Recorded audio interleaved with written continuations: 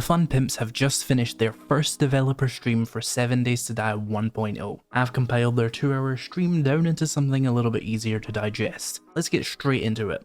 The first major feature they showed off is a major overhaul to the character creator. We've seen quite a bit of this over the past year, but just in case this is your first exposure to it, characters look a lot less like melted plastic now. Great. This comes with changes to animations and view models, so your player should look a lot less terrible overall. This was paired with the previously dreaded armor rework. This replaces 7 Days to Die's current 9 armor slot system with a 4 slot system: the head, the torso, gloves, and feet. These can be filled with several different outfits, each of which will give you a stat boost based on its style. So for example, the assassin gear pieces give you different boosts to a stealth killer playstyle, like increased stealth and sneak critical damage. You get a bonus if you wear all 4 pieces of a set. Yes, these do still have mod slots like regular armor, and by my guess, basing this off of the many designs the Fun Pimps have revealed over the years, there's probably at least 10 armor sets, closer to 20 I would imagine, specializing in anything from utility like farming, scavenging, and mining, all the way up to combat armors for protection, or specialized armors like the assassin gear. They weren't really in a hurry to tell us the specifics of any of the stats at this time though, focusing much more on the jingly keys attached to the models. We're seeing, or more correctly hearing, a bunch of new inventory sounds that play based on the type of object you're moving around in the inventory screen. I'm not going to play the sounds because quite frankly the audio was fucked the entire stream anyway, and they mostly talked over the sounds anyway.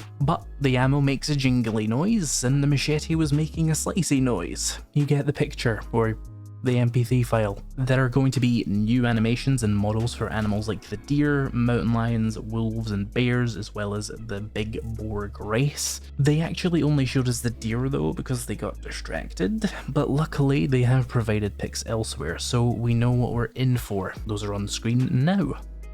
We're also seeing variants in zombie skins, which makes them about 5% less obviously repetitive, although there are some actually interesting ones like the zombie inmate, who is functionally just an orange janitor, but you can use them to fill out the prison POIs and make them make a lot more sense, which I like. And the demolition zombie is now Kevlar'd up like the juggernaut he is, so that's pretty cool as well. We saw some new plant models, and these showed that plants aren't going to be those little 2D PNGs anymore. There was also a new rock model. All praise the rock.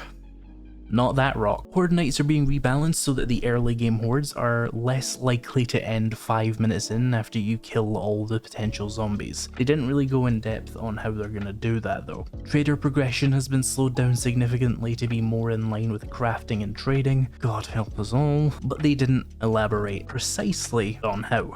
Although crafting will now allow you to make level 6 items, so crafting isn't a complete waste of your time anymore. The Mountain Dew collector is now made from standard primitive materials, meaning you don't have to find the water filter to get water, but it now gives you murky water, so you will need a pot to boil it. But it has 3 upgrades: the filter, the tarp, and the expanded storage. Joel said these, to his knowledge, would do the following. The filter makes it go back to giving you normal purified water, the tarp increases the speed of generation, and the storage makes it hold 2 waters per slot, so you can hold 6 per Dew collector rather than 3. And no, jars are never coming back. They also wouldn't go to the traders in the stream, so something's definitely going on weird there. Joel did say that there are, quote, thousands of new lines of dialogue, so that's insane, and most of it was in relation to the lore about the game's future story, so that's cool. Oh, console will be getting the update after PC, and crossplay will not be enabled at launch. This will be something TFP has to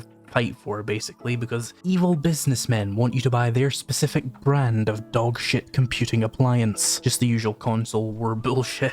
And finally, the one change I saw in this stream that I was actively pretty happy to see was challenges. The challenge system is replacing the journal, giving new players a more interactive and descriptive way to achieve milestones and familiarize themselves with the game's mechanics and give you little rewards. And this is now how the tutorial works as well. The game also has later challenges that are a lot less handholdy. Now this is actually pretty cool in my opinion, assuming they put some actual challenges in the challenges tab, I'd be excited to try and speedrun my way to 100% and have an actual goal in this game for the first time ever, rather than just beating all the POIs, fighting the horde until my brain turns into a raspberry flavoured goop, and then restarting. That's assuming they implement it well. I have no comments on if that will happen. Anyway, that's everything I noticed as being particularly worthy of being mentioned.